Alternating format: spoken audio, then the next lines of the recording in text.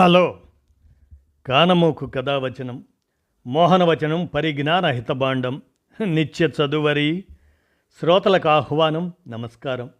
చదవదగునెవరు రాసిన తదుపరి చదివిన వెంటనే మరువక పలువురికి వినిపింపబూనినా అది ఏ పరిజ్ఞాన హితబాండమౌపో మహిళ మోహనవచనమై విరాజిల్లు.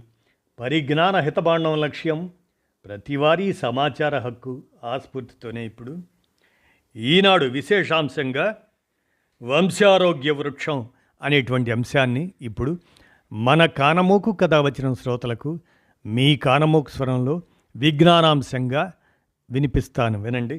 వంశారోగ్య వృక్షం. ఇక వినండి.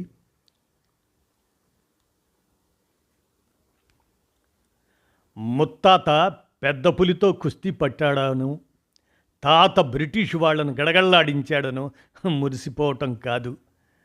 ఎవరు ఎన్నేళ్లు జీవించారో, ఎవరు ఏ వ్యాధితో మరణించారో చెప్పగలరా?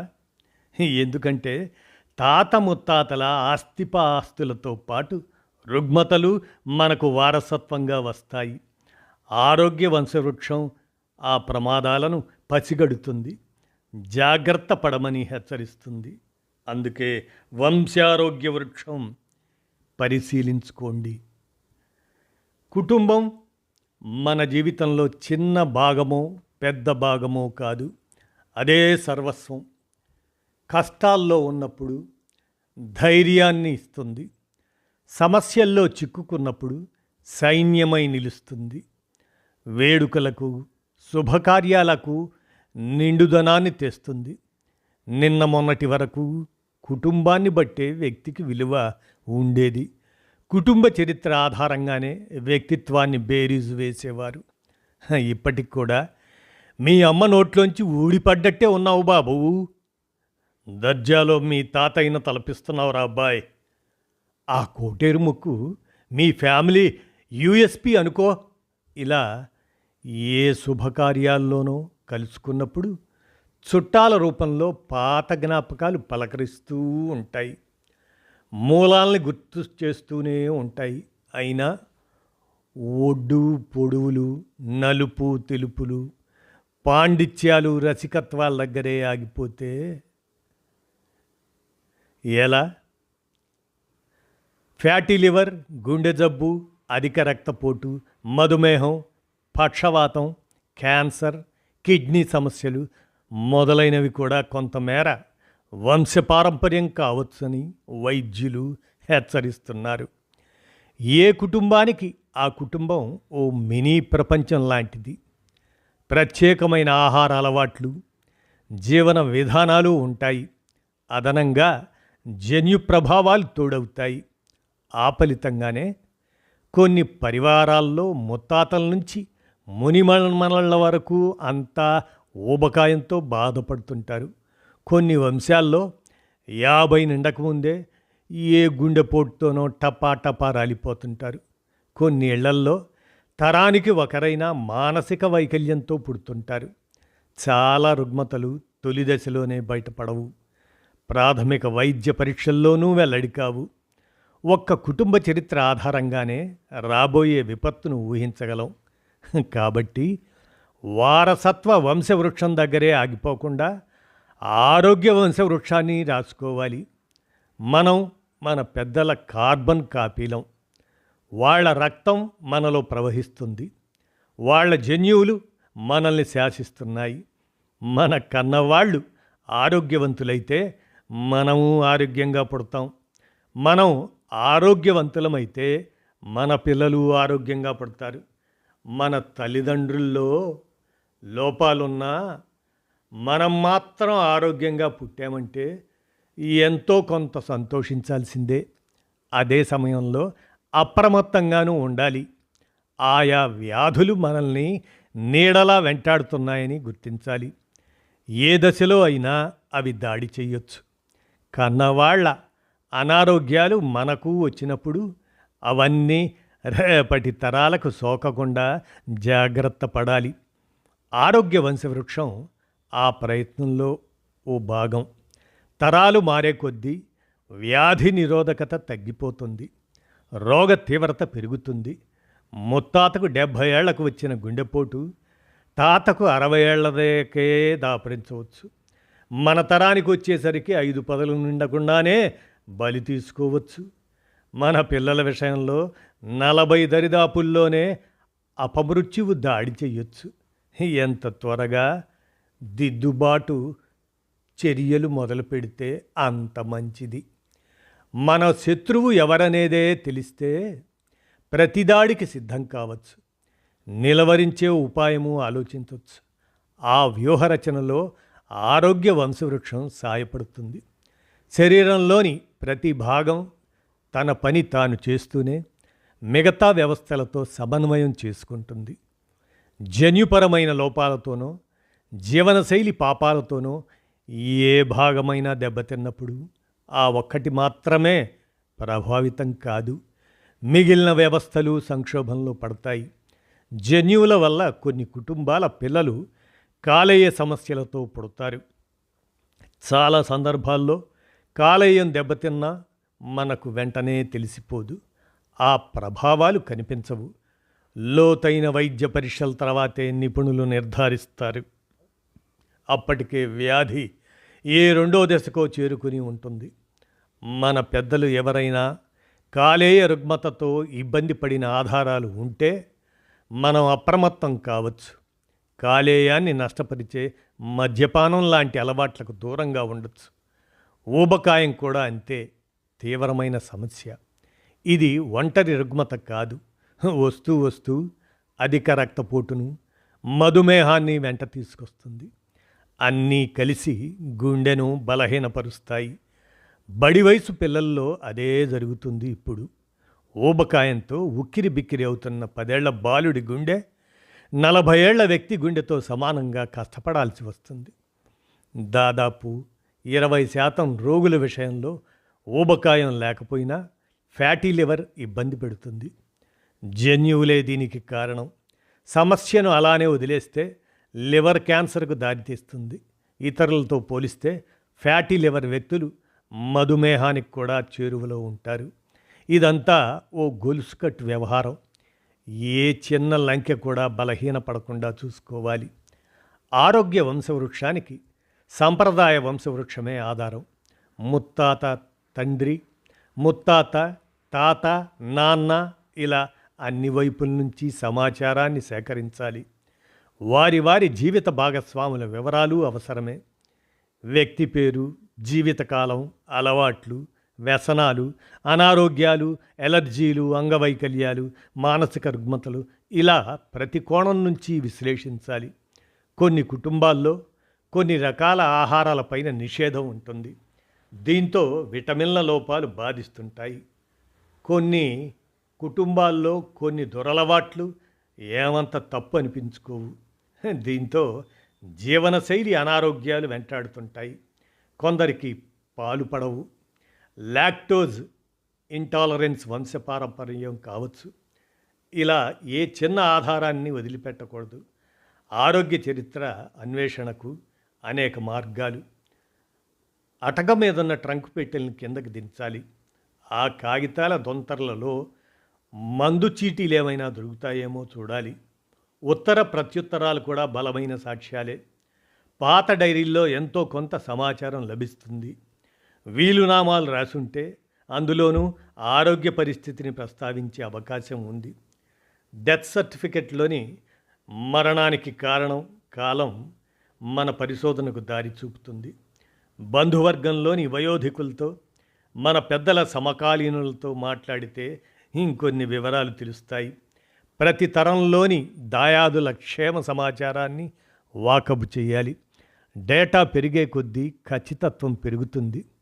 తరాల సమాచారాన్ని సేకరించడం ఒక ఎత్తు. ఆ వివరాలను ఓ చోట కుప్పగా పోసి చక్కగా కూర్చడం మరో ఎత్తు. ఒక్కో సభ్యుడికి ఓ పేజీ కేటాయిస్తూ ఆరోగ్య వంశవృక్షానికి పుస్తక రూపం ఇవ్వచ్చు. మందపాటి చార్ట్ పేపర్ మీద చెట్టు బొమ్మ గీసి ఒక్కో తరాన్ని ఓ కొమ్మగా చిత్రించుకోవచ్చు. పవర్ పాయింట్ ప్రజెంటేషన్లా కూడా తయారు చేసుకోవచ్చు. కుటుంబ సభ్యుల్లో సాంకేతిక నిపుణులు ఉంటే మొబైల్ యాప్గాను డిజైన్ చేసుకోవచ్చు. అరుదైన ఫోటోలు, ఆరోగ్య వంశవృక్షానికి ప్రత్యేక ఆకర్షణ అవుతాయి. ముందు మాటగా వంశస్థాపకుడి జీవిత విశేషాలు, కుటుంబ మూలాలు, సభ్యుల జీవితాల్లోని మైలురాళ్లతో పరిచయం వ్యాసంగా రాసుకోవచ్చు. ప్రతి తరంలోనూ దాదాపుగా ప్రతి సభ్యుడిలోనూ కనిపించే రుగ్మతను ఎర్రసిరాతో రాసుకోవాలి. ఇది మొదటి ముద్దాయి. ప్రతి 10 మందిలో కనీసం 4 బయటపడిన వ్యాధిని ఆకుపచ్చ సిరాతో రాసుకోవాలి. ఇది రెండో ముద్దాయి. మన కుటుంబంలోని దురలవాట్ల జాబితాను పసుపచ్చ సిరాతో రాసుకోవాలి. ఇది మూడవ ముద్దాయి. వంశవృక్షం మనతోనే మొదలు కాదు, మన దగ్గరే ఆగిపోదు. మన పిల్లలు, వాళ్ళ పిల్లలు, ఆ పిల్లల పిల్లలు, ఇలా శాఖోపశాఖలుగా విస్తరిస్తుంది. బిడ్డల పెళ్లి చేయగానే బాధ్యత తీరిపోయిందని అనుకోకూడదు. నవదంపతులు హానీమూన్ నుంచి తిరిగి వచ్చాక ఆరోగ్య వంశవృక్షాన్ని వాళ్ళ ముందు పెట్టాలి. తరతరాల రోగాల చెట్టా విప్పాలి. సమగ్ర వైద్య పరీక్షల తర్వాతే ఆ కొత్త జంట పిల్లల విషయంలో ఓ నిర్ణయం తీసుకునేలా ప్రోత్సహించాలి. పెళ్లికి ముందు వధూవరుల జాతకాలు చూసినట్టు జన్యుపత్రికను పరీక్షించాలి. దీనివల్ల రేపటి తరాల్లో వారసత్వ లోపాలను నియంత్రించవచ్చు అని సూచిస్తారు. ఓన్ యువర్ బాడీ పుస్తక రచయిత డాక్టర్ శివ్ సరీన్ ఇప్పటికే అనేక సంస్థలు మన నుంచి శాంపిల్స్ సేకరించి జన్యు ప్రొఫైల్ తయారు చేసి ఇస్తున్నాయి. రాబోయే వ్యాధుల గురించి హెచ్చరిస్తున్నాయి. పుట్టబోయే పిల్లలకు ఎలాంటి జన్యు రుగ్మతలు వచ్చే ఆస్కారం ఉన్నది వివరిస్తున్నాయి. పనిలో పనిగా మన వంశమూలాలను నిర్ధారిస్తున్నాయి. జన్యు పరీక్షలతో ఆరోగ్య వంశవృక్షానికి మరింత సమగ్రత వస్తుంది. కొన్ని సందర్భాల్లో జన్యువులు మనకు రక్షణ కవచాలు అవుతాయి. ఆ వారసత్వం మధుమేహం, గుండె జబ్బులు, అధిక రక్తపోటు తదితర రుగ్మతల నుంచి కాపాడుతుంది. దీంతో ఆ ఇంట శతాధికుల సంఖ్య పెరుగుతుంది. వంశవృక్షం ఓడల మర్రిని తలపిస్తుంది. ఆరోగ్య వంశవృక్షాన్ని తయారు చేసుకునేది గోడకు తగిలించుకోవటానికి కాదు, లోతుగా విశ్లేషించుకోవడానికి, ఏ ఏ రుగ్మతలు మనల్ని వారసత్వంగా వెంటాడుతున్నాయో తెలుసుకోవడానికి. మన పరివారంలో గుండెపోటు మరణాలు ఎక్కువగా ఉంటే హృద్రోగ ప్రమాదం పొంచి ఉందని అర్థం. చిన్న వయసులోనే మధుమేహం బారిన పడుతున్నట్టు తేలితే ఏదో ఒకరోజు ఇన్సులిన్ సమస్య మనల్ని ఇబ్బంది పెట్టే ఆస్కారం ఉందని తేలిపోతుంది. కొన్ని కుటుంబాలకు ఎనస్థేషియా పడకపోవచ్చు. కొన్ని ఔషధాలు తీవ్రంగా వికటించవచ్చు. వాళ్ళ బ్లడ్ గ్రూపు అత్యంత అరుదైంది కావచ్చు. పై పరీక్షల్లో ఆ విషయాలు ఏవీ తెలియవు. దీంతో డాక్టర్లు శస్త్రచికిత్స సమయంలో అనాలోచితంగా మత్తుమందు ఇచ్చేస్తారు. నలుగురికి రాసే మందులే సిఫార్సు చేస్తారు. ఫలితంగా రోగి ప్రాణం ప్రమాదంలో పడుతుంది. కాబట్టి చికిత్స కోసమో సలహా కోసమో డాక్టర్ దగ్గరికి వెళ్తున్నప్పుడు పాత ప్రిస్క్రిప్షన్లు, రిపోర్టులు మాత్రమే కాదు, మన కుటుంబ ఆరోగ్య వంశవృక్షాన్ని తీసుకెళ్ళాలి. నిపుణుల సలహా ప్రకారం ఆహార అలవాట్లు మార్చుకోవాలి. దురలవాట్లను వదిలించుకోవాలి. మిగిలిన వారితో పోలిస్తే ఊబకాయ చరిత్ర ఉన్నవారికి మద్యం విషంతో సమానం. లివర్ క్యాన్సర్ కాచుకొని ఉంటుంది. తాత ముత్తాతల హయాం నుంచి ఆర్థరైటిస్, ఆస్టియోఫొరోసిస్ తదితర సమస్యలు ఉంటే ఎముకలకు బలాన్నిచ్చే ఆహారానికి పళ్ళెంలో చోటు ఇవ్వాలి. తరాలుగా ఆస్తమా లాంటి సమస్యలతో ఇబ్బంది పడుతున్నవారు చిన్న వయసు నుంచే శ్వాసకోశ వ్యాయామాల్ని సాధన చేయాలి. అల్జీమర్స్, డిప్రెషన్ మొదలైన మానసిక వ్యాధులు సైతం కొన్ని కుటుంబాలను వెంటాడుతుంటాయి. చురుకైన సామాజిక జీవితం, మంచి అలవాట్లు, పాజిటివ్ మైండ్ సెట్తో ఆ చెడు ప్రభావాన్ని నియంత్రించుకోవచ్చు. మనం మన తల్లిదండ్రులను ఎంచుకోలేదు, మన పిల్లలు మనల్ని ఎంచుకోలేదు. వారసత్వ అనారోగ్యాన్ని ఎవరం తప్పించుకోలేం, కానీ జీవనశైలిని సరిదిద్దుకోగలం. కొన్ని రుగ్మతల్ని పూర్తిగా వదిలించుకోగలం. కొన్ని వ్యాధుల తీవ్రతను తగ్గించుకోగలం. జీవితకాలాన్ని పెంచుకోగలం. వారసత్వం రోగాన్ని మాత్రమే మోసుకొస్తుంది. రోగిలానే బతికి రోగిగానే పోవాలా? రోగాన్ని కట్టడి చేసి పరిపూర్ణంగా జీవించాలా అనేది చాలా సందర్భాల్లో మనమే నిర్ణయించుకుంటాం. శిశిరంలో ఆకులు రాలుతాయి, వసంతంలో చిగుళ్ళు వేస్తాయి. ఇది సహజం, ప్రకృతి ధర్మం. అంతేకాని ఎండిపోకూడదు, వంట చెరుకై మండిపోకూడదు. వృక్షమైన, కుటుంబ వృక్షమైన 10 కాలాలు పచ్చగా ఉండాలి. అందుకే ఈ జాగ్రత్తలన్నీ కూడా అని మనం భావించాలి.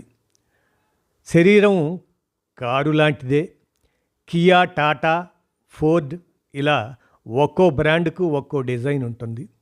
ఇది జన్యువు లాంటిది. తయారీలో ఒక్కో రకమైన మెటీరియల్ను వాడతారు. స్పేర్ పార్ట్స్ను మనిషి శరీర భాగాలతో పోల్చుకోవచ్చు. బలహీనమైన వ్యవస్థ వల్ల రోగనిరోధక శక్తి తగ్గుతుంది. తరచూ ఆసుపత్రి పాలవుతారు. నాసిరకం పరికరాలతో బండి పనితీరు దెబ్బతింటుంది. సగం రోజులు గ్యారేజ్లోనే ఉంటుంది. జన్యు సమస్యలు ఆయువును మింగేసినట్టే డిజైనింగ్ లోపాలు వాహనం జీవితకాలాన్ని ప్రభావితం చేస్తాయి.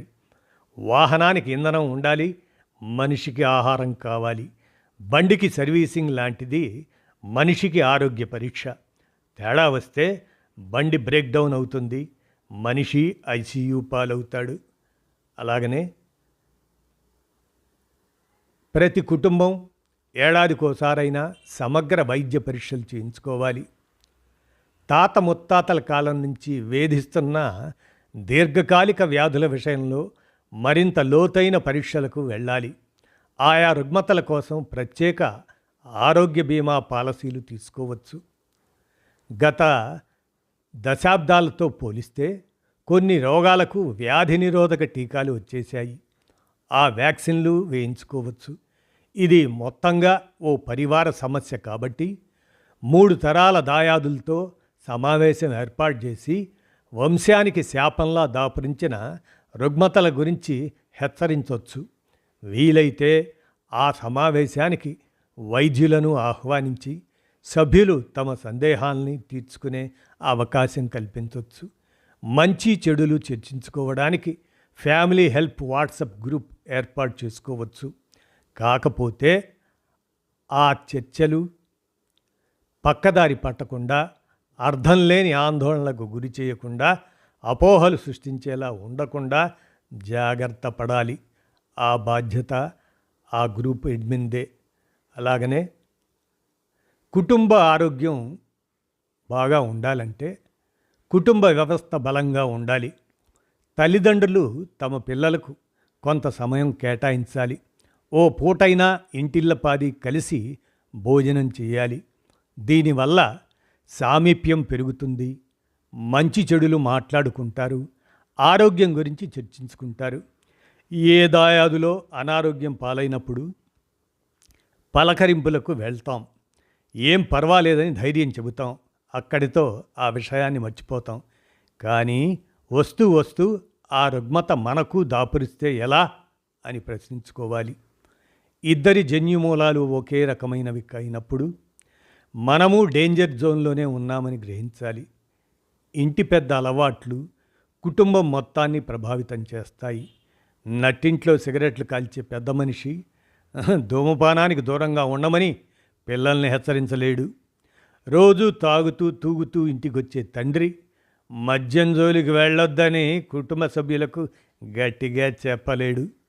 అదే నాన్న టెన్షన్గా వాకింగ్కు బయలుదేరితే పిల్లలు ఉత్సాహంగా జిమ్కు వెళ్తారు.